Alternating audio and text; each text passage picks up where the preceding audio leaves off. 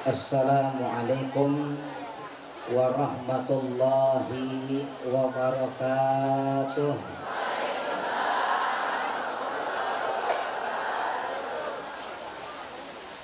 Alhamdulillah,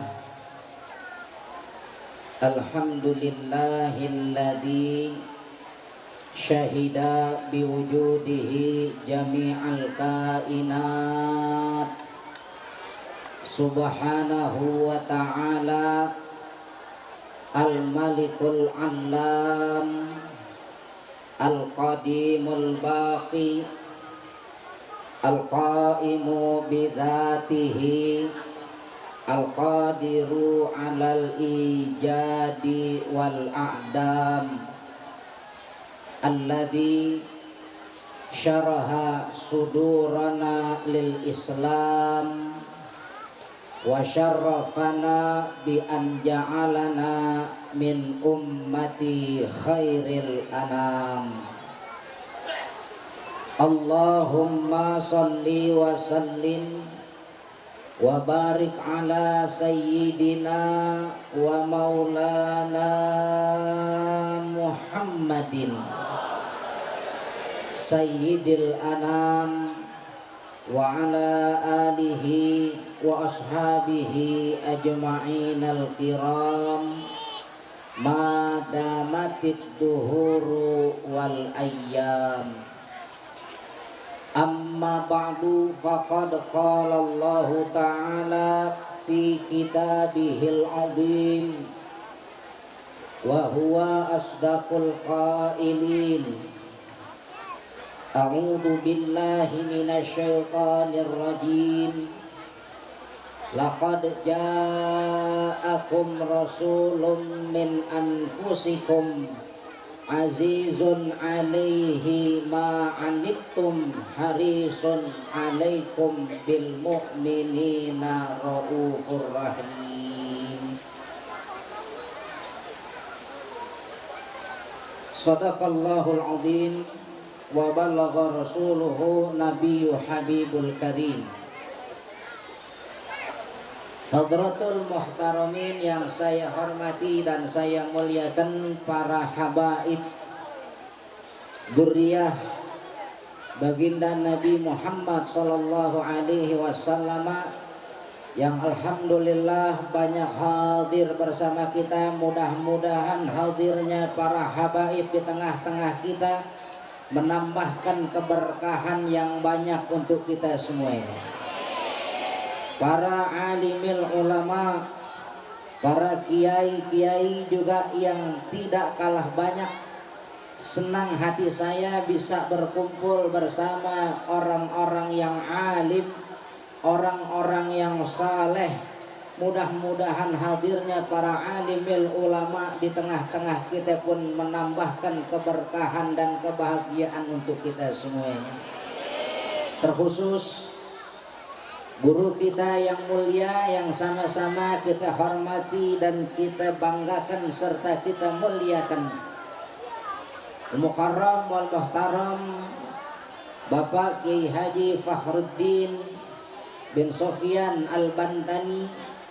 Kita doakan mudah-mudahan guru kita Allah berikan sehat panjang umur, Allah Ta'ala pelihara zahir batin beliau senantiasa di dalam kebaikan, di dalam keberkahan dan keridhaan yang banyak dari Allah Subhanahu wa Ta'ala. Para tamu-tamu sekalian, para tokoh masyarakat, hadirin wal hadirat, bapak-bapak, ibu-ibu serta kawan-kawan saya semuanya, pecinta baginda Nabi Muhammad sallallahu alaihi wasallam. Mudah-mudahan Allah Subhanahu wa Ta'ala senantiasa limpahkan rahmat dan keberkahan yang banyak untuk kita semuanya. Hadirin wal hadirat, saya diperintahin suruh ngomong di hadapan. Padahal tadi di dalam banyak guru-guru yang jauh lebih mumpuni ilmunya dari diri saya. Tapi karena guru yang perintahin, maka murid sam'an wa ta'atan. Udah begitu, di depan sini lagi pas banget depan mata ibu-ibu semuanya. Waduh, ya. Gimana urusannya? Hadirin, ini hari kita memperingati daripada kelahiran sosok yang mulia, yang senantiasa memberikan kasih sayang dan kecintaannya kepada umatnya. Sosok yang banyak memberikan inspirasi akan kebaikan-kebaikan, karena beliau itu adalah uswatun hasanah, suri tauladan yang baik untuk kita semuanya. Hadirin, sosok yang mengajarkan kepada kita bagaimana kita ini bisa berbuat ibadah, berbuat ketaatan di dalam kehidupan kita kepada Allah Subhanahu wa ta'ala. Sosok yang mengajarkan kepada kita bagaimana cara kita bisa berbakti kepada kedua orang tua kita. Sosok manusia yang mulia yang Allah Ta'ala jadikan dengan kesempurnaan sifatnya, yang mengajarkan kepada kita bagaimana cara berbuat baik, bermuamalah bil ihsan kepada sesama manusia di antara kita. Ialah baginda Nabi kita, Nabi Muhammad sallallahu alaihi wasallam, seorang nabi yang memiliki kesempurnaan yang paling tinggi. Hadirin, di antara nabi-nabi yang lainnya. Maka mencintai beliau itu hukumnya wajib. Hadirin, ya, mencintai beliau hukumnya wajib. Sekarang kalau kita bicara cinta, bagaimana itu bisa timbul kecintaan?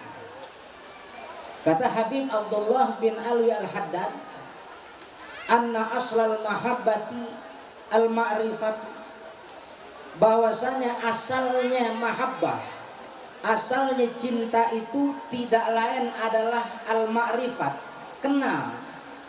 Maka pada saat kita ini dituntut untuk bisa mencintai kepada baginda Nabi Muhammad sallallahu alaihi wasallam, mau tidak mau kita mesti kenal siapa itu baginda Nabi kita, Nabi Muhammad sallallahu alaihi wasallam. Seorang manusia yang diberikan wahyu oleh Allah Subhanahu wa ta'ala, yang Allah ta'ala jadikan nabi di akhir zaman, khatamul anbiya wal mursalin.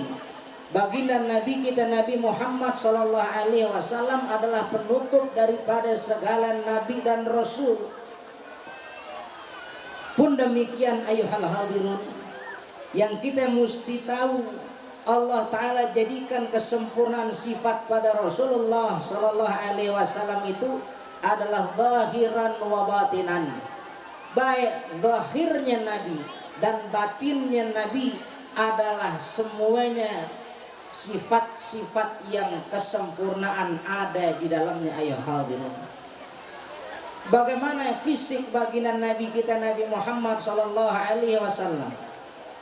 Pernah diriwayatkan dalam Syama'il, dikatakan daripada sahabat Anas radhiyallahu an, beliau katakan, ma ba'atsallahu nabiyan illa hasanal wajhi wa hasanas sauti. Tidaklah Allah Ta'ala itu mengutus seorang nabi melainkan dengan wajah yang tampan dan suara yang indah. Hadirin, wa kana nabiyukum sallallahu alaihi wasallam, dan adalah nabi kamu, nabi kita sekalian, yakni Nabi Muhammad sallallahu alaihi wasallam, ahsanuhum wajahan, yakni yang paling tampan wajahnya di antara sekalian nabi dan rasul yang ada, wa ahsanuhum sautan, dan yang paling indah suaranya di antara sekalian nabi dan rasul adanya. Ini kita mesti pahami bahwasanya fisik Nabi kita Nabi Muhammad sallallahu alaihi wasallam adalah fisik yang paling indah. Seandainya kita bisa memandang wajah baginda Nabi kita Nabi Muhammad sallallahu alaihi wasallam, pastilah wajah mata kita enggan untuk melihat atau memandang kepada sesuatu yang lain walaupun disifati indah oleh yang lainnya, tatkala bersanding dengan baginda Nabi Muhammad sallallahu alaihi wasallam. Ada seorang sahabat yang bernama Abdullah bin Zaid. Abdullah bin Zaid ini adalah seorang sahabat yang penuh kecintaan kepada Rasulullah sallallahu alaihi wasallam. Pernah suatu ketika beliau sedang ada di dalam kebun, beliau sedang menilik kebun, maka datanglah anak Abdullah bin Zaid memberikan kabar kepada beliau bahwasanya pada saat itu telah wafat Rasulullah sallallahu alaihi wasallam. Pada saat mendengar wafatnya Rasulullah, Abdullah bin Zaid langsung mengangkat kedua tangannya. Beliau berdoa kepada Allah Subhanahu wa taala, Allahumma adhib basari hatta lam ara ahadan qabla Muhammadin sallallahu alaihi wasallam. Beliau meminta kepada Allah, ya Allah, hilangkanlah penglihatan saya ya Allah, sehingga saya tidak akan pernah melihat sesuatu pun setelah wafatnya baginda Nabi sallallahu alaihi wasallam. Beliau pejamkan mata beliau mengingat betapa indahnya wajah Rasulullah sallallahu alaihi wasallam. Beliau berharap agar Allah butakan mata beliau ketika itu. Apa harapannya? Agar tidak ada lagi sesuatu yang dapat dilihat oleh matanya setelah beliau itu memandang kepada wajah Nabi Muhammad sallallahu alaihi wasallam. Ini menunjukkan bahwasanya tidak ada satu keindahan di mata beliau yang terlebih indah daripada memandang wajahnya Rasulullah sallallahu alaihi wasallam. Bapak Ibu sekalian, kita sebagai umat Nabi Muhammad sallallahu alaihi wasallam, tentunya kita umat yang teramat dibangga-banggakan oleh baginda Nabi Muhammad sallallahu alaihi wasallam. Kita umat yang amat dirindukan dengan kasihnya baginda Nabi Muhammad sallallahu alaihi wasallam. Saya teringat ya, pada saat saya melihat banyaknya ibu-ibu di hadapan saya, ada satu kisah tentang seorang wanita ya, yang beliau itu hidup di zaman Nabi Muhammad sallallahu alaihi wasallam. Hidup beliau senantiasa dipenuhi kecintaan kepada baginda Nabi Muhammad sallallahu alaihi wasallam. Dihikayatkan wa huqiyah anna imra'atan kharajat min baitiha litasma'a kalaman Nabi sallallahu alaihi wasallam ma'a sahabah radhiyallahu anhum. Pernah dihikayatkan suatu ketika keluar seorang wanita dari rumahnya. Ini di zaman Rasulullah sallallahu alaihi wasallam. Untuk apa wanita tersebut keluar rumah? Karena wanita itu ingin mendengarkan daripada hadis-hadis baginda Nabi Muhammad sallallahu alaihi wasallam yang langsung keluar dari lisan mulia beliau. Hadirin hadirat sekalian, maka pada saat beliau sedang berjalan di perjalanannya seorang diri, fara'aha rajulun syabun, tahu-tahu di jalan itu ada seorang pemuda. Ini pemuda iseng lagi ya, pemuda yang iseng di jalanan, yang lihat nih perempuan keluar sendirian dari rumahnya. Maka ini anak muda bertanya sama perempuan ini, ya hurmah, aina qasduki, duhai nyonya, kalau kata kita ya, nyonya mau kemana gitu. Ini pertanyaan iseng ya, orang perempuan lagi jalan sendirian, ada anak muda iseng ngomong, nyonya mau kemana ya.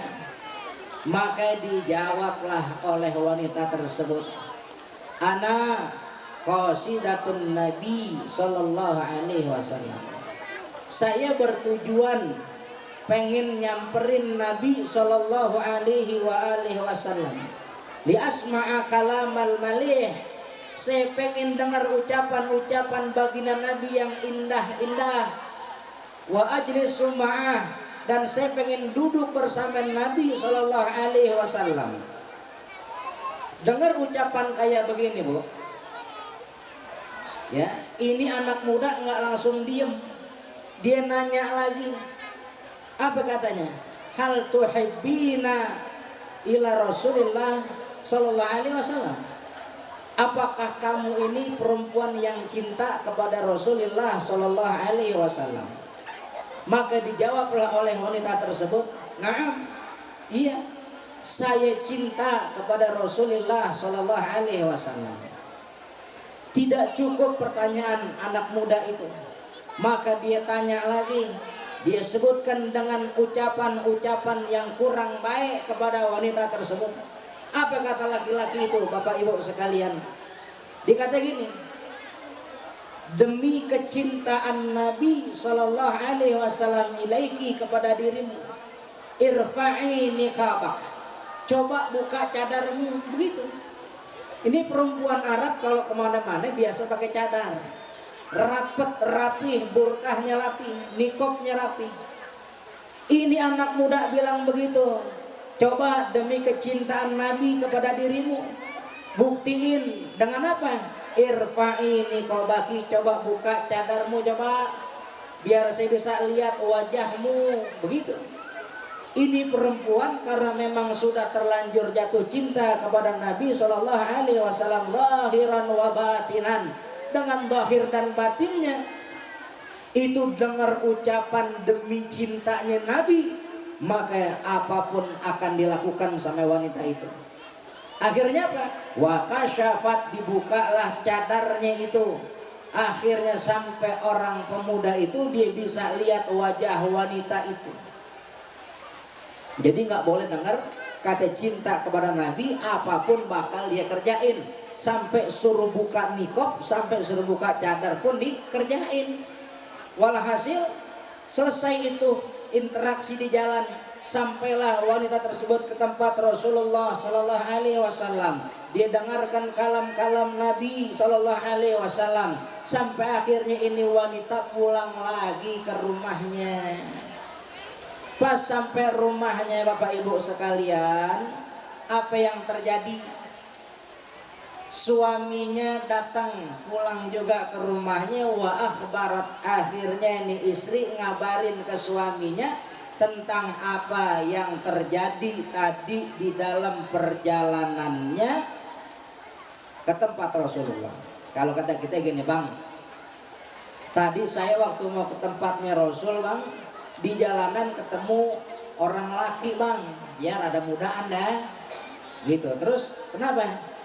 Dia tegur saya, dia nanya saya mau kemana. Saya bilang saya mau ke tempat Nabi, mau dengerin kalam-kalam indahnya Nabi. Lalu apa yang terjadi, kata suaminya?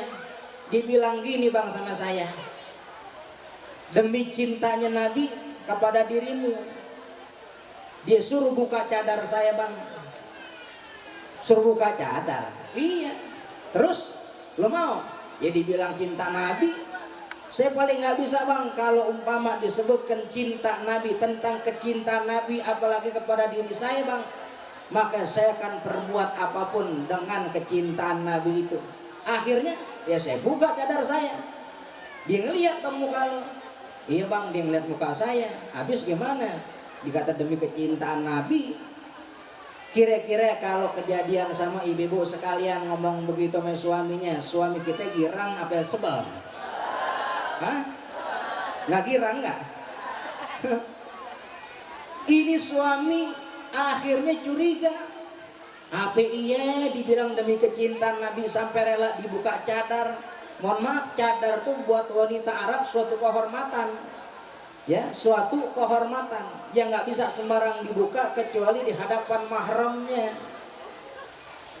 Curiga nih suami, apa iya jangan-jangan orang laki cakep lagi begitu, jangan-jangan bini gue demen lagi sama dia gitu. Banyak curiganya. Walhasil ini suami pengen ngetes apa bener nih bininya kalau disebut dengan kecintaan kepada Rasulullah Sallallahu Alaihi Wasallam dia bakal kerjain apa aja. Akhirnya punya ide nih suaminya. Apa idenya? Wa auqada lahat tanur. Ini suami nyiapin tanur. Tahu nggak tanur? Tanur tuh semacam panggangan roti yang besar. Jadi mesti dibakar dulu pakai api, pakai kayu. Dibikin apa?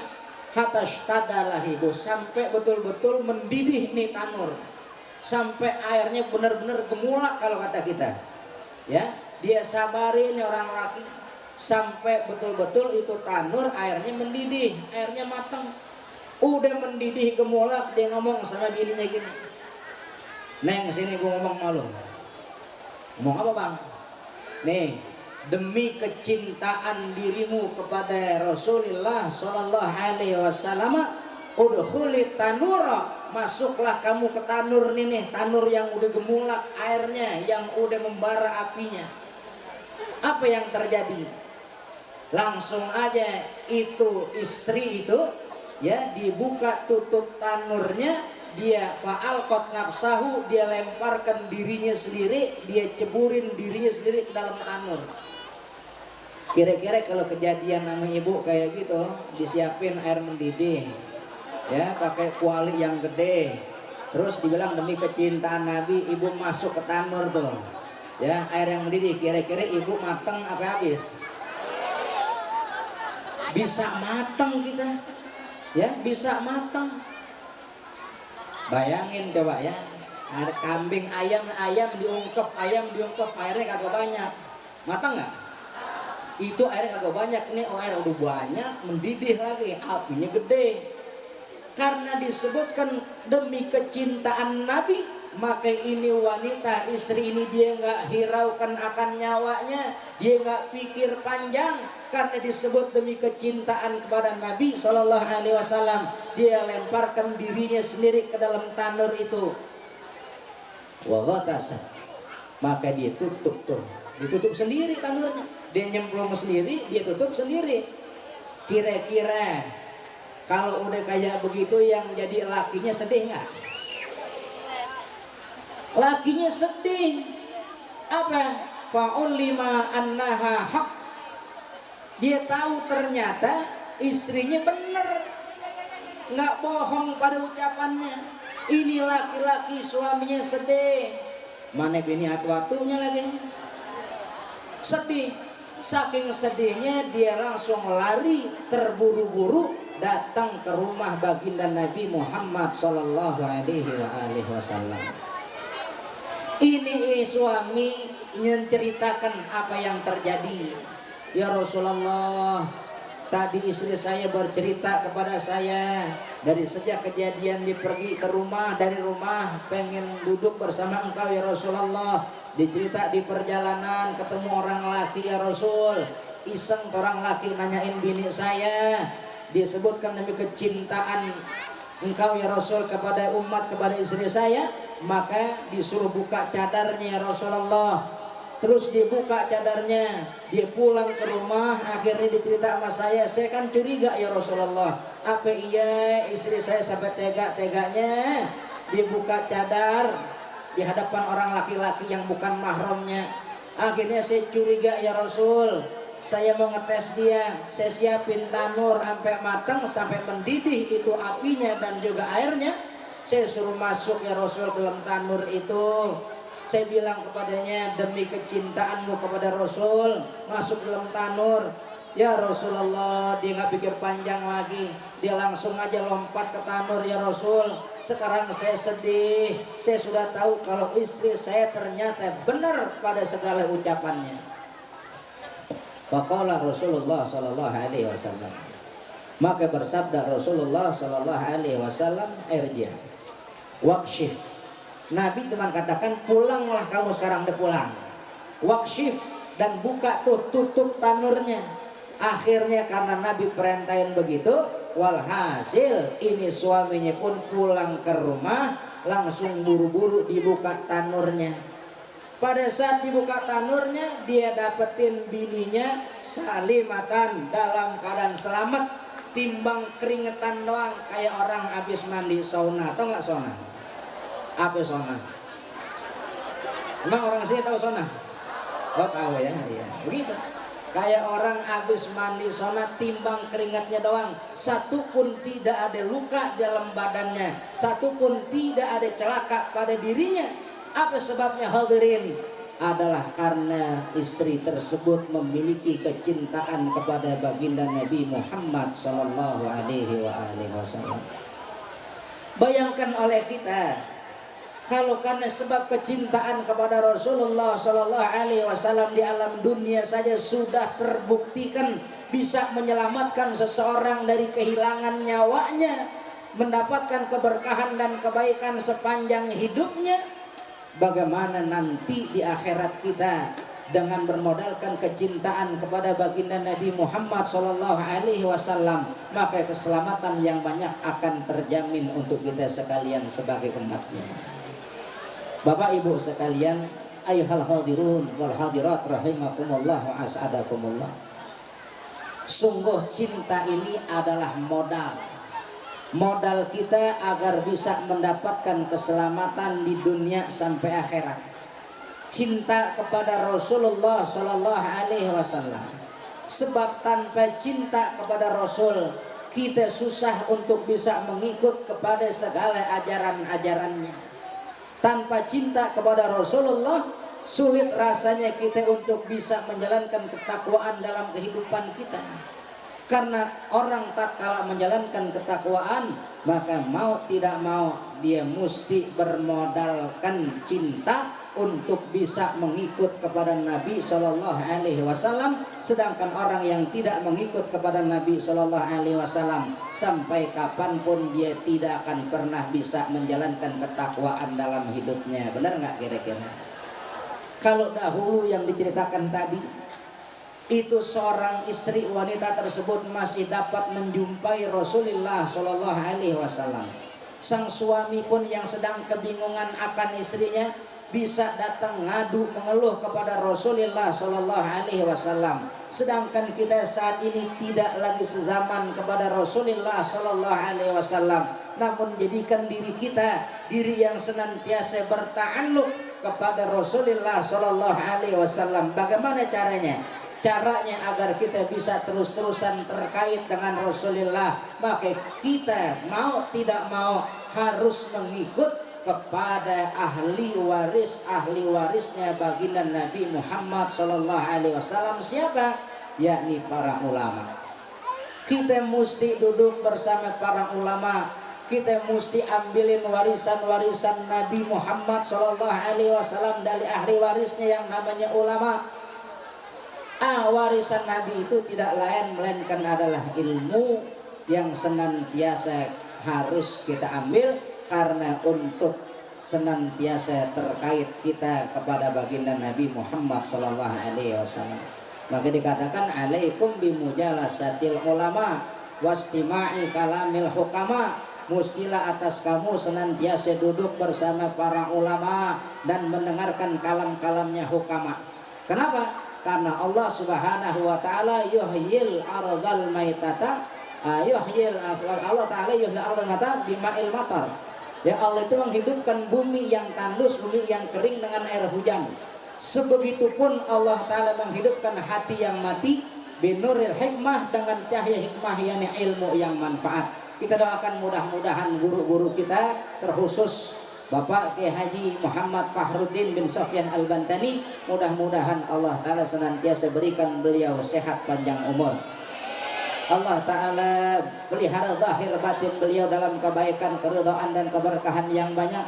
Dan minta kepada Allah Ta'ala mudah-mudahan kemanfaatan ilmu beliau senantiasa ada untuk kita semuanya, agar kita bisa berjalan di jalan yang diridhain oleh Allah Subhanahu wa taala, dan juga jalan yang sesuai dengan ajaran baginda Nabi Muhammad sallallahu alaihi wasallam. Bapak Ibu sekalian, kita minta kepada Allah taala mudah-mudahan Allah taala kuatkan Islam kita, Allah mantapkan iman kita, Allah kokohkan teguhkan ketakwaan kita, Allah Subhanahu wa taala senantiasa jaga zahir batin kita dalam kebaikan.